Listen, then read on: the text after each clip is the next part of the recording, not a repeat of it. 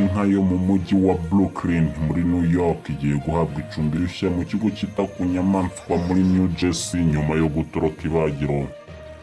Vincent Fontana wo muri Brooklyn yavuze ko iyo nka yasimbutse imodoka yari zijyanye ku ibagiro bakayihiga ngo isubire mu modoka ikananirana. Amakuru y'itoroka ry'iyo nka yageze kuri Mike Stula ufite ikigo cyita ku nyamaswa cyitwa Skyland Animal Sanctuary muri leta ya New Jersey, asaba guhabwa iyo nka akayitaho aho kujya kuyibaga. Uwari ugiye kuyibaga yarabyanze ariko bakomeje kumwinginga agera aho arabyemera nk'uko Associated Press yabitangaje.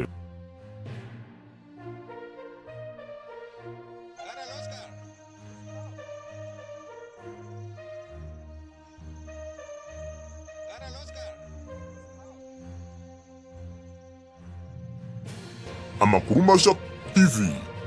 Kanda handitse subscribe niba utarabikora, uraduteye inkunga yo kujya tukugezaho amakuru mashya buri gihe.